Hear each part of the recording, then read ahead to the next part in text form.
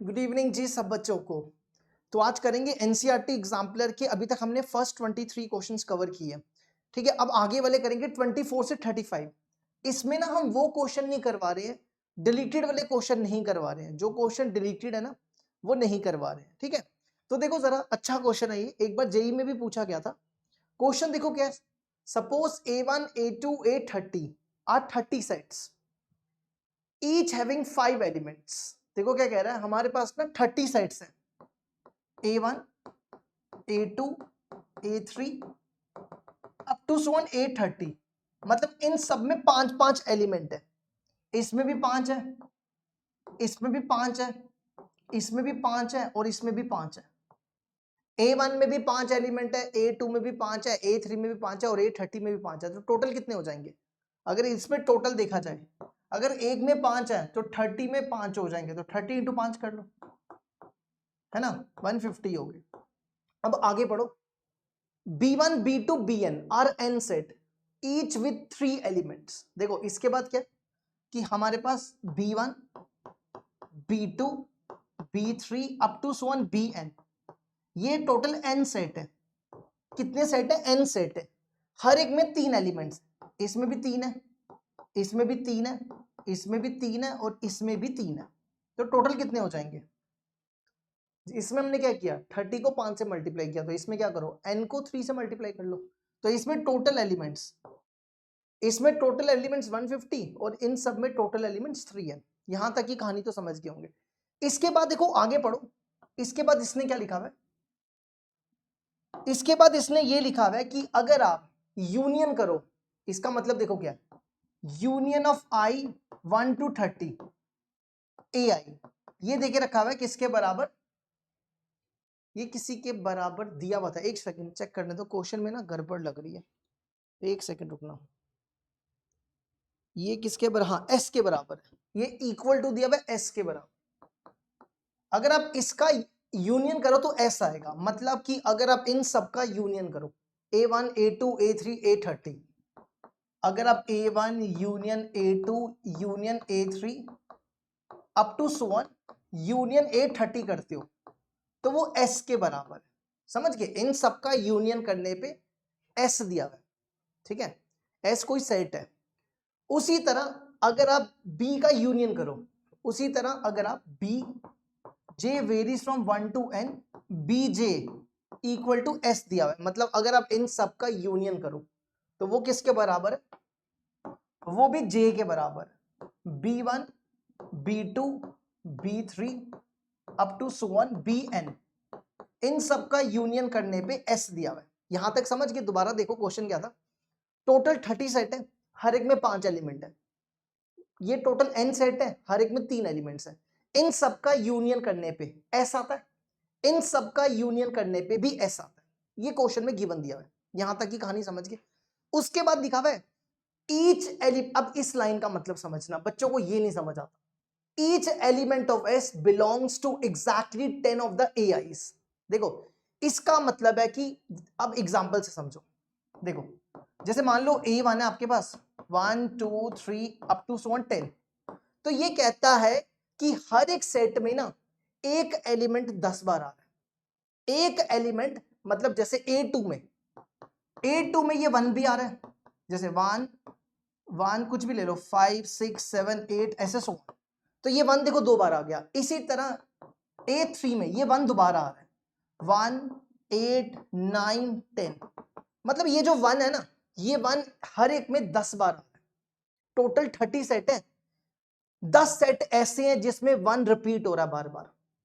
इसका मतलब ये है, समझे कि नहीं समझे? इसका मतलब क्या है, each element of s belongs to exactly 10 of the AIs। मतलब यहां पे जो s के एलिमेंट है ना, एस, इसमें ये जो 1 एलिमेंट है ये 10 सेट के अंदर लाई कर रहा है। मतलब A1 में भी 1 है, A2 में भी 1 है, A3 में 1 है, ऐसी सो ऑन A10 में भी 1 होगा। तो ऐसे 10 सेट है जिसमें 1 लाई कर रहा है। और इसी तरह इसके लिए भी यही सेम बोला हुआ है, exactly 9 of the BJs।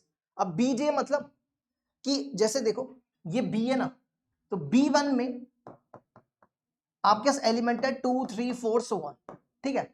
B2 में ये 2 9 बार आएगा, 2 5 6, ये B3 में ये 2 फिर से 2 7 8 और इसी तरह B9 में ये 2 आएगा। मतलब समझ गए हमारी बात कि ये जो 2 है ना, ये जो 2 है ये 9 सेट के अंदर प्रेजेंट है, 9 सेट के अंदर प्रेजेंट है। तो हमें बताना है कि ये n किसके बराबर होगा, हमें n निकालना है। n मतलब ये वाला n, समझ गए? तो कैसे करेंगे इसको? देखो, इसको करने के लिए एक छोटी सी एग्जांपल लेते हैं, आपको क्लियर हो जाएगा। अगर हम इतनी बड़ी एग्जांपल से समझाएंगे तो आपको समझ नहीं आएगा। तो जैसे मान लो कि हम कहते हैं कि 3 सेट है, A1 A2 A3। यहां लिखते हैं हम each element of S, each element of S exactly, जैसे यहां पे लिखा ना each element of S belongs to exactly 10 of the AIs। हम कहते हैं each element of X exactly 2 of the AIs, 2 of the AIs। हम कहते हैं कि हर एक में ना, हर एक में एक ऐसा एलिमेंट है जो 2 बार रिपीट होगा। ठीक है, जैसे मान लो कि A1 ले लिया 1 2, A2 ले लिया 2 3 और A3 ले लिया 1 3। अब यहां पे ध्यान से देखो, हमने क्या लिखा कि एग्जैक्टली 2 ऑफ द AIs, हर एक एलिमेंट हर एक सेट में 2 बार है। जैसे ये देखो, ये 2 इनमें 2 बार है, 2 सेट में 2 बार 2 रिपीट हो रहा है। जैसे देखो 3 इन दोनों में 2 बार रिपीट हो रहा है ना, 2 सेट में आ रहा है। और 1 भी देखो 2 बार आ रहा है ना। इसका मतलब है कि हर एक सेट में हर एक एलिमेंट 2 सेट के अंदर प्रेजेंट है। जैसे ये टोटल 3 सेट है, ये टोटल 3 सेट है, ऐसा एक एलिमेंट है जो हर एक सेट में 2 बार प्रेजेंट है। जैसे 1 2 सेट के अंदर प्रेजेंट है, 2 2 सेट के अंदर प्रेजेंट है, 3 2 सेट के अंदर प्रेजेंट है। अगर आप इन सब का यूनियन करो, इन सब का, अच्छा अब देखा जाए तो इसके हिसाब से, जैसे हमने यहाँ पे क्या बोला कि इन सब में 150 एलिमेंट्स है, लेकिन ऐसा भी तो हो सकता है कि इनमें कॉमन एलिमेंट भी तो हो सकते हैं, उसकी तो बात ही नहीं हमने की, है ना। जैसे अगर आप देखा जाए तो इसमें हमें लग रहा है कि कितने एलिमेंट होंगे, 6 एलिमेंट्स होंगे, है ना। अगर हम ऐसा देखने में लग रहा है कि 2 इसमें 2 इसमें 2 इसमें 6 होने चाहिए, पर क्या आप इनका यूनियन करो, इनका यूनियन करने पे क्या 6 एलिमेंट हैं? इनका यूनियन करने पे तो 1 2 3 आएगा, तब तो 3 एलिमेंट्स हैं, 6 तो है ही नहीं, है ना, 6 तो है ही नहीं, तो उसका जिक्र तो हमने किया नहीं। तो अब इसको सॉल्व करने के लिए क्या करेंगे? देखो यहां पे टोटल है 6, ये क्या हो रहा है, देखो यहां पे टोटल एलिमेंट है 6, ठीक है, पर आंसर आया 3। अब आपने करना क्या, देखो यहां पे जो एक एलिमेंट है वो कितने सेट में आ रहा है, जैसे 1 2 सेट के अंदर आ रहा है, तो डिवाइड कर दो 2 से, तो 2 डिवाइड करोगे तो 3 आंसर आ जाएगा। समझ आया? टोटल एलिमेंट है 6, टोटल एलिमेंट है 6 और एक एलिमेंट 2 बार रिपीट हो रहा है, 2 सेट के अंदर एक एलिमेंट है जो 2 सेट के अंदर रिपीट हो रहा है, तो उसको हमने 2 से डिवाइड कर दिया। तो इधर भी ऐसे ही करना है आपने। इधर देखो क्या करना है, इधर टोटल एलिमेंट कितने हैं, इधर टोटल एलिमेंट है 150, है ना, 150 टोटल एलिमेंट है। तो according to question total element है यहाँ पे 150 और कितनी बार रिपीट हो रहा है, देखो यहाँ पे 10 बार ऐसा एलिमेंट है जो रिपीट होगा बार बार, तो डिवाइड कर दो 10 से। अब इसमें कितने एलिमेंट्स हैं, 3n, और यहां पे रिपीट कितनी बार होगा, रिपीट देखो कितनी बार होगा, 9 बार, 9 जो है वो रिपीट होगा बार बार, है ना, तो 9 से डिवाइड कर लो। और ये क्या है, ये s है और ये भी तो s ही है ना, यही तो देखो दोनों s ही तो थे, ये भी s था ये भी s था। इन सब का यूनियन करने पे 150 आ रहा है ना, इन सब का यूनियन करने पे 3n आ रहा है। तो ये भी क्या है, ये s है ये भी s है, तो ये दोनों s ही है, ये भी s ये भी s, तो दोनों को इक्वल कर दो। समझ गए? तो दोनों को इक्वल कर लिया हमने। अब इसको सॉल्व कर लो, ये और ये क्या,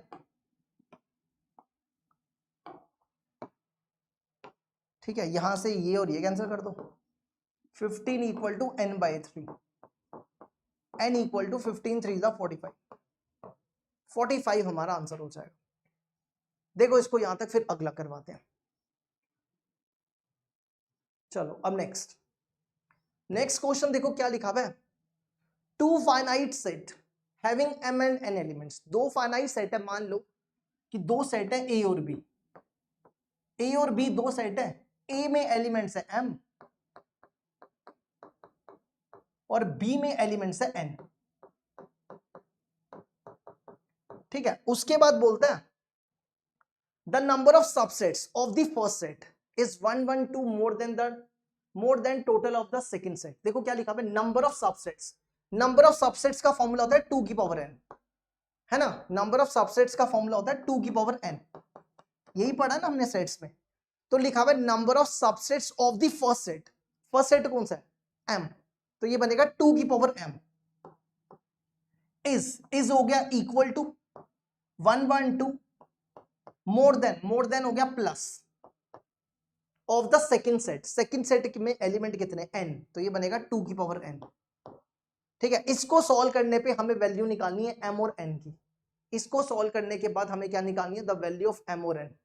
कैसे निकालेंगे, देखो इसको इस तरफ ले जाओ, इसको इस तरफ ला रहे। ठीक है, इसमें से क्या करो, 2 की पावर n कॉमन निकालो। इन दोनों में 2 की पावर n कॉमन निकालो, तो 2 की पावर n कॉमन निकालोगे तो अंदर बचेगा 2 की power m minus n minus 1 which is equal to 1 1 2, है ना। ये स्टेप नहीं समझ आया होगा, देखो जिसको ये नई स्टेप समझ आया वो यहां देखो। देखो क्या किया हमने, हमारे पास क्या था, 2 की पावर m माइनस 2 की power n which is equal to 1 1 2। हम यहां से ना 2 की पावर n कॉमन निकालना चाहते हैं, तो क्या हम ऐसा लिख सकते हैं, 2 की पावर m इंटू 2 की पावर n, 2 की पावर n माइनस 2 की पावर n 1 1 2। क्या ऐसा लिखा जा सकता है, देखो ना, अगर आप इन दोनों को काटोगे तो वही तो बचेगा, 2 की पावर m माइनस 2 की पावर n इक्वल टू 1 1 2, है ना, यही बचेगा। समझ गए। अब हमने क्या किया, ये 2 की पावर n दोनों से कॉमन निकाला, ये 2 की पावर n दोनों से कॉमन निकाला, तो यहां पे क्या बचेगा, ये कॉमन आ चुका है, यहां बचेगा 2 की पावर m अपॉन 2 की पावर n और यहां बचा minus 1 which is equal to 1 1 2। समझ गए। देखो ये दोनों कॉमन आ चुके हैं, ये दोनों बाहर निकाल दिए, तो यहां पे बचा 2 की पावर m 2 की पावर n और यहां पे 1 बचेगा। ठीक है, उसके बाद हमने क्या किया, 2 की पावर n, देखो जैसे बचपन में नहीं करते थे, व्हेन बेसिस आर सेम, ये डिवाइड में है, अगर डिवाइड में हो तो पावर सब्ट्रैक्ट हो जाती है, when basis are same powers are subtracted, तो इनको माइनस कर दिया, ये बन गया m minus n minus 1 which is equal to 1 1 2। वही लिखा था, देखो यही लिखा है ना, देख लो एक बार इसको अच्छे से, यही लिखा हुआ है। अब इसको सॉल्व करने के लिए क्या करूं,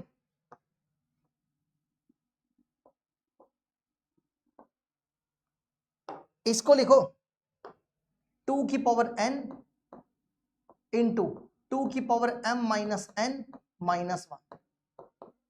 अब देखो यहां पे है 1 1 2, 112 के ना, इसको 112 के फैक्टर्स निकालो, 2 56 2 28 2 14 2 7 और 7 और 1। तो देखो 2 कितनी बार आ रहा है, 1 2 3 4, 2 की पावर 4 इंटू 7। ठीक है, अब आप कंपेयर कर लो, इसके बाद क्या करो, कंपेयर कर लो, इसको इससे कंपेयर करो, 2 की पावर n इक्वल टू 2 की पावर 4 और इसको इससे कंपेयर करो, 2 की power m minus n minus 1 equal to 7। समझ आया क्या किया, इसको इससे कंपेयर किया, इसको इससे कंपेयर किया। अब यहां देखो, इससे क्या हो जाएगा, when basis are same powers are equal, n equal to 4 हो जाएगा। इस 1 को यहां ले आओ और यहां पे n की वैल्यू डालो, चलो इसको भी ऐसे ही लिख देते हैं, ये 1 इधर आ जाएगा, इसको लिखो 7 माइनस 7 प्लस 1 8 हो जाएगा, इसको लिखो m minus n equal to 2 का क्यूब, है ना, 8 को लिख दिया 2 का cube, when basis are same powers are equal, तो m minus n equal to 3 हो जाएगा। हमारे पास m की वैल्यू है, n की वैल्यू n 4 है, तो m minus 4 which is equal to 3, तो m हो जाएगा 3 प्लस 4 7, तो m 7 n 4 7 और 4। देखो इसको कितना आंसर हो जाएगा इसका, 7 और 4 हो जाएगा।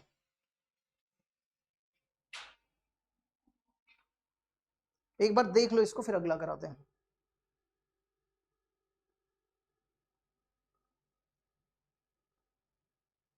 चलो अब बढ़ते हैं अगला क्वेश्चन। नेक्स्ट क्वेश्चन है क्वेश्चन नंबर 26।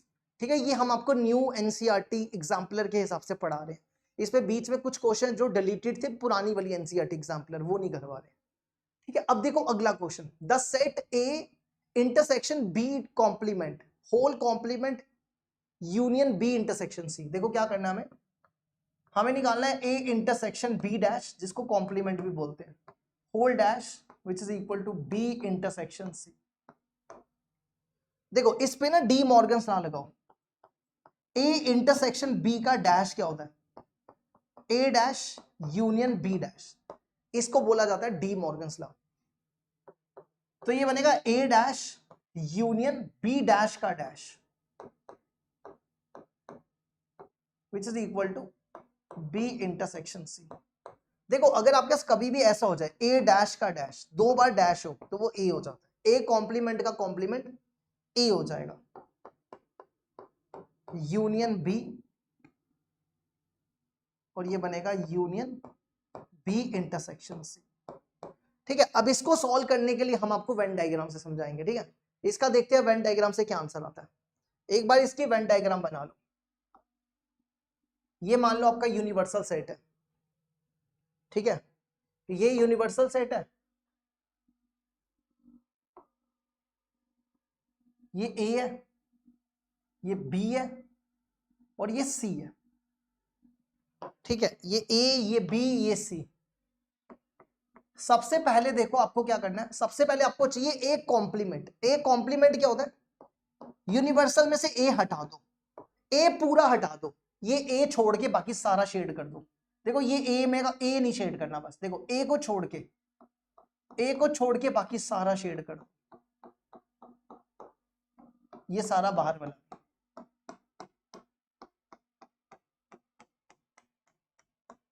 ठीक है, ये बन गया ए कॉम्प्लीमेंट। अब इसका आपको यूनियन करना है बी के साथ, इसका यूनियन करो बी के साथ। तो बी कहां पे है, ये देखो बी, बी तो सारा आ रहा है, बस बी में ये बीच वाला नहीं आ रहा, तो ये भी ले लो। तो बी, ये बी का ये वाला पोर्शन भी ले लो, ये बन गया आपका ए डैश यूनियन बी। समझ गए? अच्छा अब दूसरी वेन डायग्राम बनाओ। दूसरी वेन डायग्राम में देखो क्या करो, ये आपका ए है, ये बी है और ये सी है। ये आपका यूनिवर्सल सेट, ये ए, ये बी, ये सी। हम निकालने जा रहे हैं B intersection C. B intersection C, B और सी में क्या कॉमन है, देखो ये बी है और ये सी है, इन दोनों में कॉमन ये वाला पोर्शन हो जाएगा, ये वाला है ना, बी इंटरसेक्शन सी, ये वाला पोर्शन कॉमन हो जाएगा, है ना। अब आपको इन दोनों का यूनियन करना है, इन दोनों का यूनियन करने पे तो यही आ जाएगा। अब आप देखो ना, खुद ही देखो, आपको इन दोनों का यूनियन करना है, बीच में यूनियन है। तो जब आप इन दोनों का यूनियन करोगे, देखो ये वाला पोर्शन ऑलरेडी इसमें है, ये इसमें है ना, देखो, और ये वाला पोर्शन भी ऑलरेडी इसमें है, ये वाला पोर्शन ये है, ये बीच वाला है ना। तो ये इन दोनों का यूनियन करने पे तो यही आ जाएगा। समझे कि नहीं समझे? देखो ना, ये वाला पोर्शन जो है वो ये है, ये पोर्शन ये है, और ये वाला जो पोर्शन है वो ये है। तो जब आप इन दोनों का यूनियन करोगे, जब आप इन दोनों का यूनियन करोगे, ये यही आ जाएगा सारा, क्योंकि इस ये वाला जो इसमें ऑलरेडी आ रहा है, तो इसका आंसर ये हो जाएगा ए डैश यूनियन बी, ए डैश यूनियन बी। तो ये हमारा आंसर हो जाएगा ए डैश यूनियन बी। देखो इसको यहां पे बी वाला, बी इसका आंसर हो जाएगा। ठीक है, क्योंकि इसको ज्यादा हम सिंप्लीफाई नहीं कर सकते थे, तो इसलिए वेन डायग्राम से करा। अब देखो क्वेश्चन नंबर 27। क्वेश्चन नंबर 27 है, let F1 be the set of parallelogram, F2 be the set of rectangles, F3 be the set of rhombus, F4 be the set of squares, F5 be the set of trapezium in a plane. Then F1 may be equal to, हमें बताना है कि इनमें से F1 क्या हो सकता है। देखो F1 पैरेललोग्राम है। अब आपको पता होगा कि जो रेक्टेंगल होता है, रेक्टेंगल भी तो पैरेललोग्राम ही होता है ना, रेक्टेंगल भी पैरेललोग्राम होता है। रोम्बस, रोम्बस भी पैरेललोग्राम होती है। है ना। उसके बाद जो स्क्वायर होते हैं, स्क्वायर भी पैरेललोग्राम होते हैं, है ना। लेकिन जो ट्रेपीजियम होती है, ट्रेपीजियम नॉट अ पैरेललोग्राम, है ना।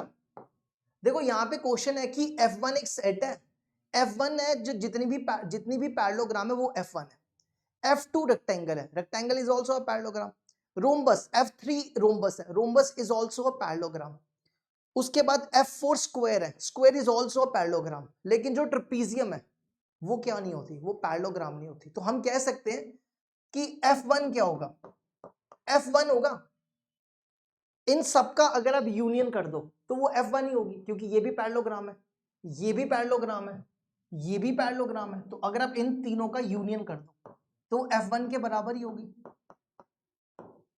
है ना। इसने पूछा था कि F1 क्या हो सकता है, तो F1 ये हो सकता है, ठीक है।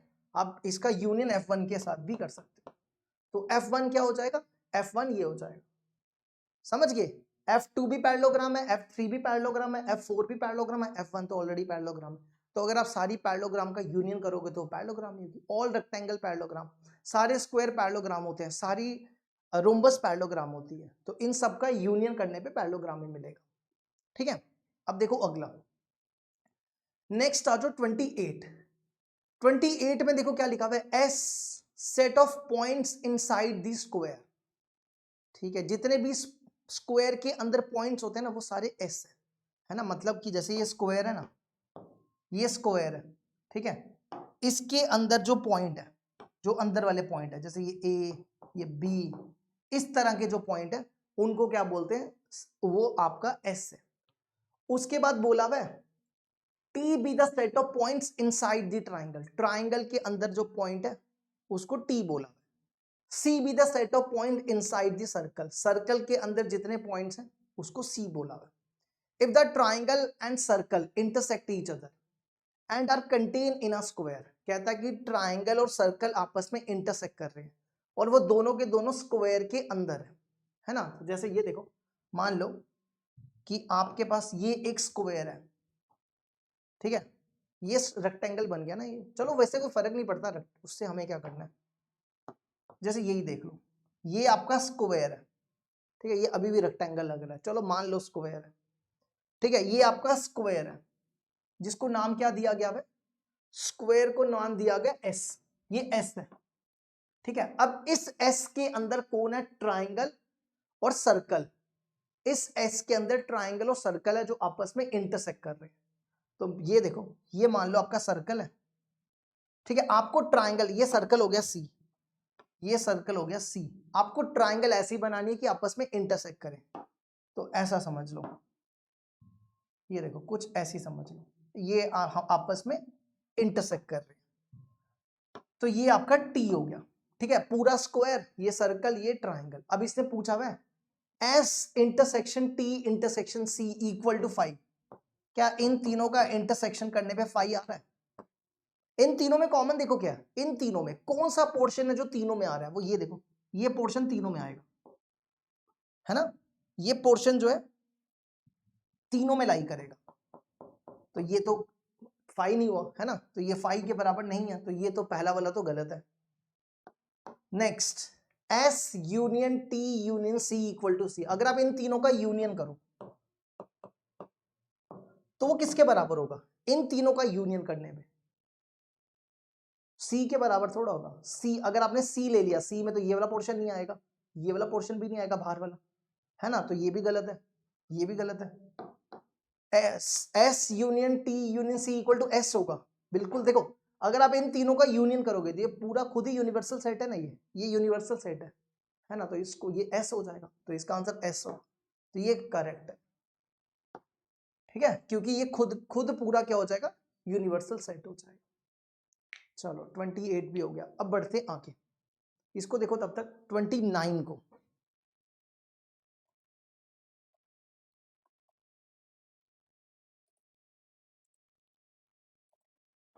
ट्वेंटी नाइन में देखो क्या लिखा हुआ है, let R be the points inside a rectangle.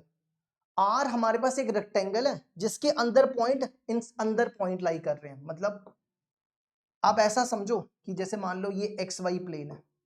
एक बार क्वेश्चन पढ़ लेते हैं, ठीक है, फिर आगे समझ आते हैं। Of sides A and B, rectangle की साइड ए और बी दी हुई है with two sides along the positive direction of X axis and Y axis.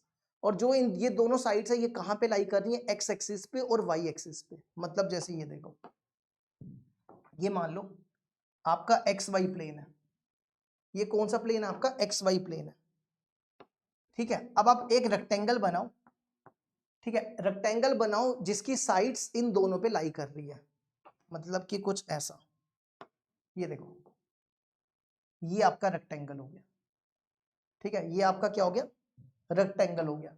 ये ओरिजिन हो गया, इसको बोल सकते हो 0 0। इसकी जो लेंथ है वो ए दी हुई है, देखो इसकी लेंथ ए है ना, तो ये पॉइंट हो जाएगा A0। अब इसकी जो विड्थ है वो B दे के रखी है, तो ये पॉइंट हो जाएगा 0B, और ये पॉइंट हो जाएगा AB, है ना। लेकिन इसने बोला कि जो इसके पॉइंट है ना वो इसके अंदर लाई कर रहे हैं। R be a point of R be the set of points inside a rectangle, मतलब इनसाइड अ रेक्टेंगल, मतलब कि जैसे मान लो कि ये 1 है और ये 2 है, ऐसे सपोज करो, ठीक है, ये नहीं, ये आप मान लो, एक सेकेंड, ये मान लो कि ये लेंथ 2 है और ये लेंथ 3 है, तो ये पॉइंट हो जाएगा 2 3, ठीक है, तो ये पॉइंट हो जाएगा 2 3। तो इसके अंदर पॉइंट लेने हैं, मतलब बाहर वाले जो पॉइंट है वो नहीं लेने हैं, समझ आया, क्योंकि इसने बोला हुआ है कि let R be the set of points inside a rectangle. आपको वो पॉइंट लेने हैं जो अंदर होंगे, ये वाले पॉइंट नहीं लेने आपको, ये वाले जो पॉइंट है ना ये इंक्लूडेड नहीं है, ठीक है। तो यहाँ पे 0 0 A0 और 0B और 0AB ये इंक्लूडेड नहीं है। तो आप खुद ही देखो, जैसे यहाँ पे देखो, इसमें 0 पे इक्वल टू है, तो ये इंक्लूडेड तो है ही नहीं, तो ये नहीं होगा, ये वाला ये नहीं आएगा। दूसरा देखो, देखो यहाँ पे 0 पे फिर से इक्वल टू है, तो ये नहीं होगा। अब इसमें देखो 0 और A पे इक्वल टू है, तो ये भी नहीं होगा, क्योंकि यहाँ पे ये पॉइंट इंक्लूडेड ही नहीं है। अब जैसे देखो, ना 0 पे इक्वल टू है, ना A पे इक्वल टू है, ना 0 पे इक्वल टू है, ना B पे इक्वल टू है, तो इसका मतलब ये हो जाएगा, इसका आंसर डी हो जाएगा, समझ आया। क्योंकि ये जो बाउंड्री वाले पॉइंट है ना ये इंक्लूडेड नहीं है, तो जहां पे 0 पे, A पे और B पे इक्वल टू दिया होगा उसको हटा दो, क्योंकि जैसे इसमें देखो, इसमें 0 पे और A पे इक्वल टू था, तो ये इंक्लूडेड नहीं है। अब जैसे इसका मतलब है कि x आपका 0 और A के बीच में है ना। अब आप खुद ही देखो, जैसे ये देखो 0 और A के बीच में, आपने खुद ही बनाया ना 2 और 3, इनके बीच वाले पॉइंट लेने हैं, जो इनके बीच में होंगे वो पॉइंट लेने हैं, ठीक है। तो वही इसका आंसर हो जाएगा डी आंसर। देखो इसको यहां तक एक बार, फिर अगला कराते हैं,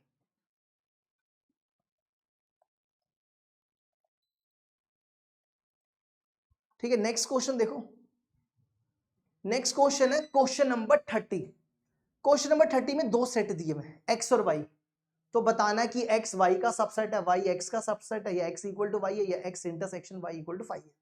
तो देख लो, एक एक्स निकालो, इसमें एक्स क्या हो जाएगा, देखो एक्स आपके पास दिया हुआ है 8n माइनस 7n माइनस 1, और n यहाँ पे नेचुरल नंबर है, तो एक एक करके नंबर्स डालते जाओ, पहले 1 डालो, n की जगह 1 डालो, कितना हो जाएगा ये हो जाएगा 8 माइनस 8, ये 0 हो जाएगा, ठीक है। फिर n की जगह 2 डालो, यहाँ पे n की जगह 2 डालो, 8 का स्क्वायर 7 2 जा माइनस 1, ये बनेगा 64 माइनस 15, ये 49 हो जाएगा, है ना। इसी तरह n की जगह 3 डालो, 3 डालो यहाँ पे, 8 का क्यूब, 8 का क्यूब कितना होता है, 8 को 3 बार मल्टीप्लाई करना है, 256 नहीं 256 ही होता है ना, 8 का क्यूब 2 की पावर 2, 8 का क्यूब 64 इंटू 8 512 होता है, 2 3 हाँ 512 माइनस, ठीक है, माइनस ऐसे चलता जाएगा, इसको निकालने सॉल्व करने की जरूरत ही नहीं है, बस ये चलता जाएगा, ठीक है।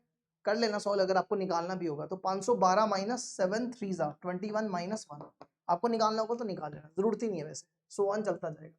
अब दूसरा सेट देखो, दूसरे सेट में y देखो क्या दिया हुआ है, y दिया हुआ है 40n माइनस 49 कॉमन निकालो, दोनों में 49 कॉमन निकालो, तो n माइनस 1, ठीक है। n नेचुरल नंबर है, एक एक करके नेचुरल नंबर डालते जाओ, पहले 1 डालो, 1 डालोगे तो 0 हो जाएगा, तो पहला 0 मिला, दूसरा n की जगह 2 डालो, 2 डालो इसमें, 2 माइनस 1 कितना हो जाएगा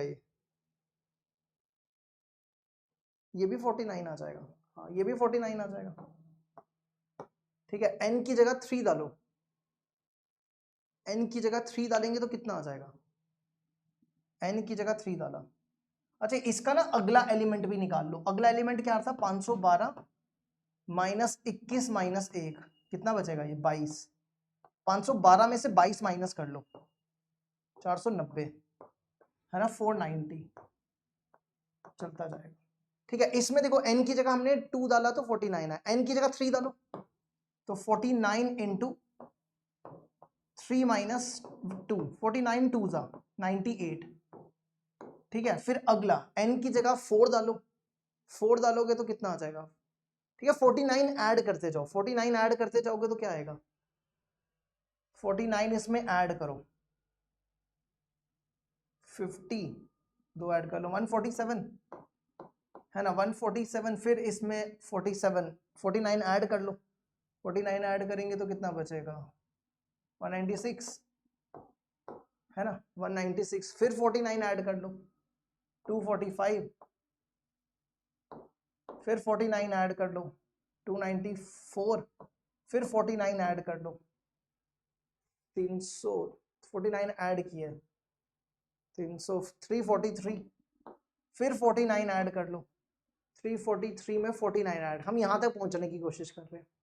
ठीक है, इसमें 49 ऐड किए 343 प्लस 49 12 एक कैरी 9 392, फिर 49 ऐड करो इसमें, एक 14 एक 441, फिर 49 ऐड कर लो इसमें तो 490 हो जाएगा।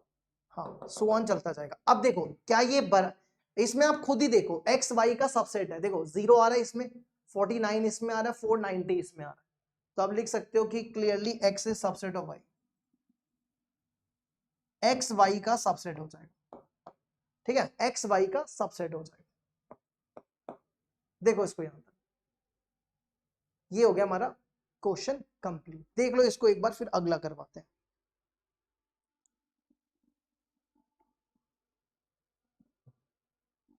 नेक्स्ट देखो क्वेश्चन नंबर 31 में देखो क्या लिखा हुआ है, if sets A and B are defined as, दो सेट देके रखे हुए हैं तो हमें बताना है कि इनकी इंटरसेक्शन किसके बराबर होगी।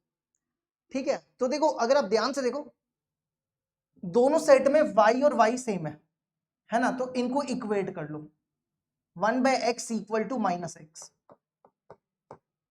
1/x equal to minus X कर सकते हैं, हमने दोनों को इक्वेट कर लिया। अब इसके बाद क्या करो, क्रॉस मल्टीप्लाई करो, 1 equal to minus X square. समझ आया ना क्या किया, देखो इस सेट में y 1/x था, इस सेट में y माइनस एक्स था, तो हमने दोनों को इक्वेट कर दिया, दोनों का y इक्वल कर दिया। यहां से आ जाएगा एक्स स्क्वायर इक्वल टू -1, तो x इक्वल टू रूट -1, तो ये तो पॉसिबल ही नहीं है, विच इज नॉट पॉसिबल। तो इसका मतलब है कि अगर आप इन दोनों का इंटरसेक्शन करोगे तो कुछ भी नहीं आएगा, एम्प्टी आएगा, है ना, दोनों का इंटरसेक्शन करने पे कुछ भी कॉमन नहीं आएगा, एम्प्टी आएगा। अगर आप इसका ग्राफ देखो, ग्राफ से भी बता देते हैं, देखो जो y इक्वल टू 1/x का ग्राफ होता है ना, देखो y इक्वल टू 1/x का, ये रेसिप्रोकल फंक्शन है, इसका ग्राफ ऐसा बनता है, ऐसे और ऐसे, ये ग्राफ है y इक्वल टू 1/x का। और जब y इक्वल टू -x है, इसका ग्राफ देखो कैसे बनता है, इसका ग्राफ ऐसे बनता है, ये किसका ग्राफ है, y इक्वल टू -x का, ये ग्राफ है y इक्वल टू -x का। अब देखो ये इंटरसेक्ट ही नहीं कर रहे आपस में, है ना, खुद ही देखो ये लाइन जो है इन दोनों को इंटरसेक्ट ही नहीं कर रही है, तो दोनों में कॉमन तो कुछ भी नहीं होगा, तो इसलिए इसकी इंटरसेक्शन 5 हो जाएगी। देखो इसको यहां तक,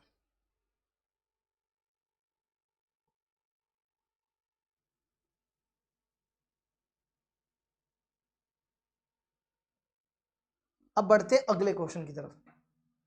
नेक्स्ट क्वेश्चन है question number 32, A and B are two sets, आपको ये निकालना है, A intersection A union B. देखो इस पे ना डिस्ट्रीब्यूटिव लॉ लगाओ, इस पे क्या लगाओ, डिस्ट्रीब्यूटिव लॉ। जैसे होता है ना A intersection B union C, तो इसको इसके साथ डिस्ट्रीब्यूटिव लाओ, ए इंटरसेक्शन बी, और इसको इसके साथ ए इंटरसेक्शन सी, और इनके बीच में यूनियन लिख दो, है ना। इधर भी ऐसा, इसको इसके साथ ए इंटरसेक्शन ए, और इसको इसके साथ ए इंटरसेक्शन बी, और इनके बीच में यूनियन लिख दो। ठीक है, अब देखो ए इंटरसेक्शन ए क्या होगा, ए इंटरसेक्शन ए होगा, इसका यूनियन करो ए इंटरसेक्शन बी के साथ, तो क्या आएगा। वैसे ये हमने थोड़ा मुश्किल बना दिया, यहां से सीधा ही पता चल रहा है ना, ये ज्यादा आसान था। देखो खुद ही देखो, ए यूनियन बी और ए में क्या कॉमन होगा, ए यूनियन बी और ए में क्या कॉमन होगा, ए ही होगा, है ना। जैसे ये देखो A12 है, B234 है, ए यूनियन बी क्या, इनका यूनियन करो 1 2 3 4। अब हम कहते हैं कि इन दोनों की इंटरसेक्शन करो, A intersection A union B.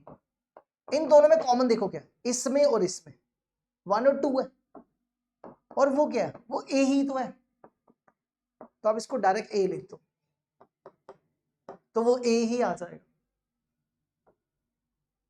ठीक है, देखो इसको 32 हो गए हमारे ये।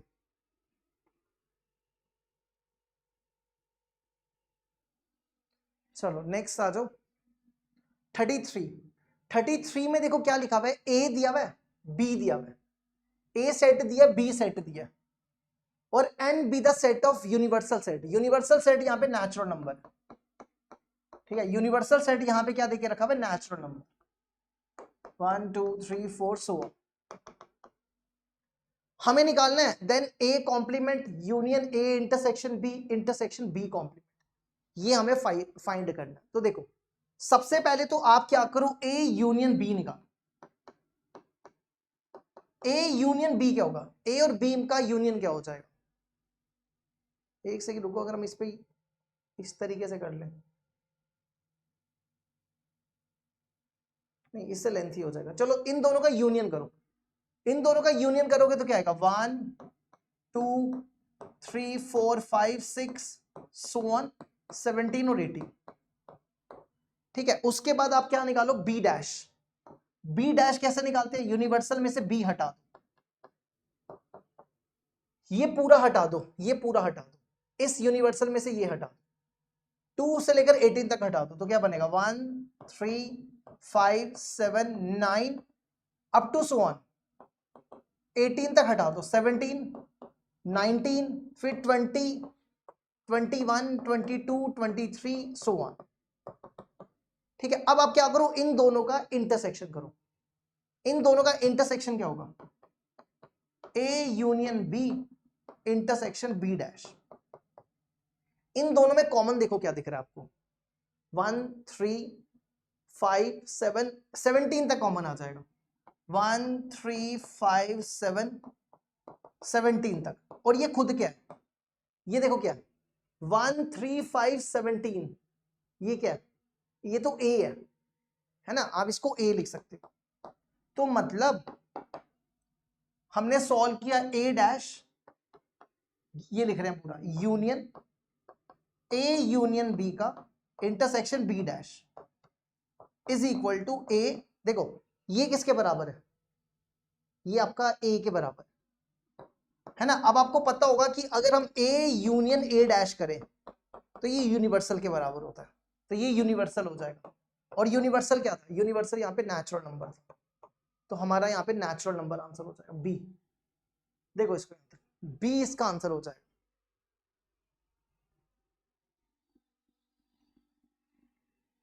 ठीक है, अब बचा 32 बचे बस। अब 34 में देखो क्या लिखा हुआ है, S X is a positive multiple of 3 less than 100।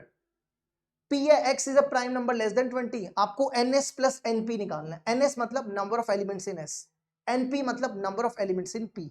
तो एस देखो क्या दिया हुआ है, एस है पॉजिटिव मल्टीपल ऑफ 3 100 से कम, 3 से 100 से कम पॉजिटिव मल्टीपल, 3 6 9 12 99, ये कितने हैं समझ गए? 100 से लास्ट 99 बचेगा। और ये कितने हैं?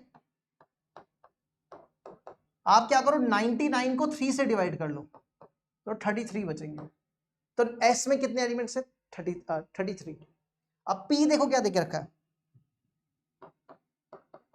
पी लिखा हुआ है X is a prime number less than 20, 20 से छोटे प्राइम नंबर, 2 3 5 7 11 13 17 19, इनको काउंट कर लो कितने हैं ये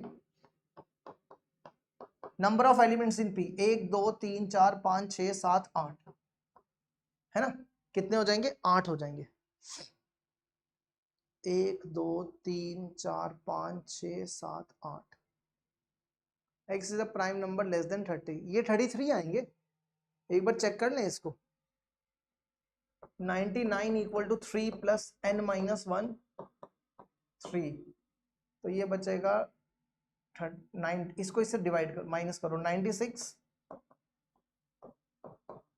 3 यहां ले आओ, ये बचेगा 33 नहीं 32, हाँ 33 होंगे, ठीक है 33 है।